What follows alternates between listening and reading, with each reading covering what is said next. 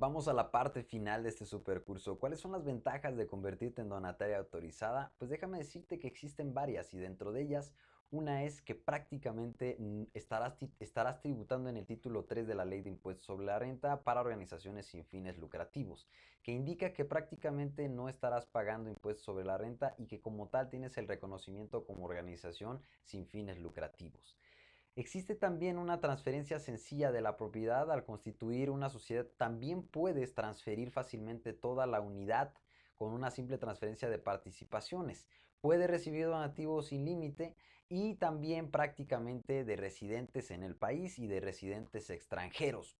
También la entrada de mercancías como tal tiene una condonación de pago de aranceles hasta cierto monto. Deberemos ver de manera específica cada una de las transacciones, sin embargo, de manera general, pues no pagan este impuesto. De manera general no son contribuyentes del ISR, o sea, no estarás pagando ISR, sin embargo, hay algunas excepciones.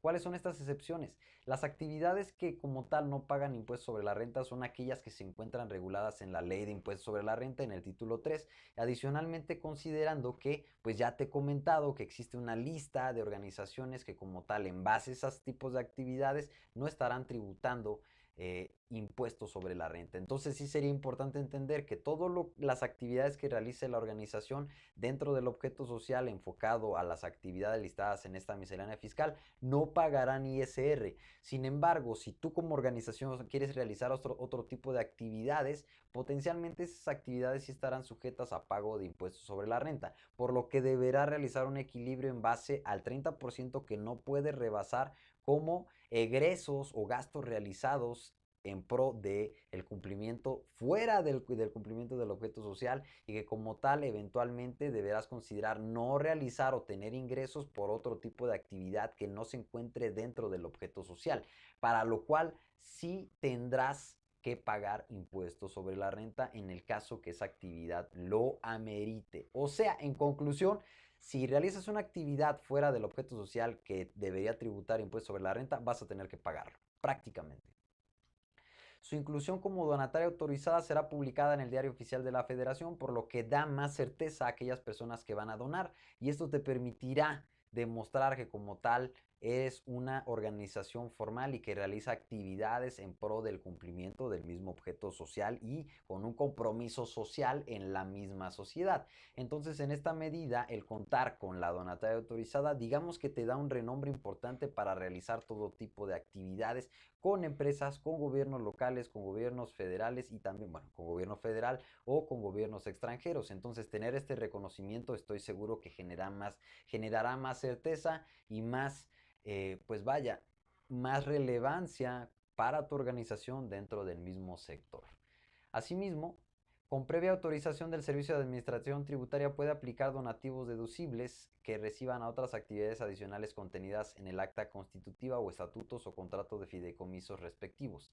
¿Qué quiere decir? Recordemos que existen ciertas actividades que una en principal es el cumplimiento del objeto social, pero subactividades que van en pro de cumplir ese objeto social. Siempre y cuando te mantengas dentro de estas actividades no estarás pagando impuestos sobre la renta. Sin embargo, pues ya te he comentado, si estás fuera de ello, eventualmente tendrás que pagar.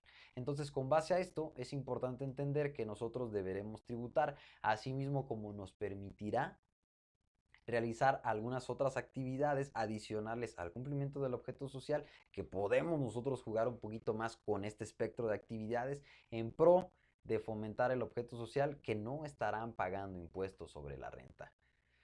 Con previa autorización no paga impuestos sobre la renta en el comercio exterior por la entrada al país de mercancías que sean donadas para ser destinadas a fines culturales, de enseñanza, de investigación, de salud pública o de servicio social y que pasen a formar parte de su patrimonio. Prácticamente no estarás pagando, pues vaya, aranceles en este sentido. Deberás pagar ciertas cuotas si, sin embargo, tienes una condonación de impuestos por la entrada de este tipo de mercancías al país que vayan en el cumplimiento de tu objeto social.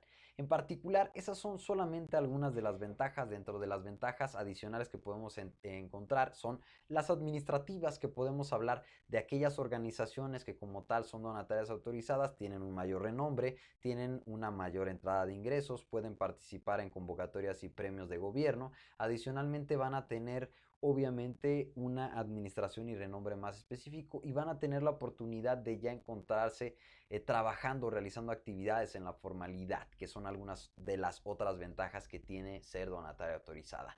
Hasta aquí este video prácticamente ha terminado y es importante entender que todo este material que te he presentado viene de fuentes totalmente actualizadas y viene también de fuentes públicas. Sin embargo, prácticamente hemos nosotros presentado todos y cada uno de los mejores tips en base a nuestra experiencia de más de 10 años trabajando con donatarias y trabajando en la procuración de fondos y en la constitución de organizaciones. Déjame decirte que te voy a dar un pequeño paseo por el curso en extenso. En el curso en extenso vamos a hablar sobre los requisitos de trámite. Te voy a dar unos super tips de cómo poder tramitar la donataria autorizada, recomendaciones especiales que no debes perder. Algunas otras sobre los miembros, órganos de gobierno, qué es cada uno de ellos, las asambleas, los miembros de la organización de gobierno, cuáles son cada uno de los roles, los vocales.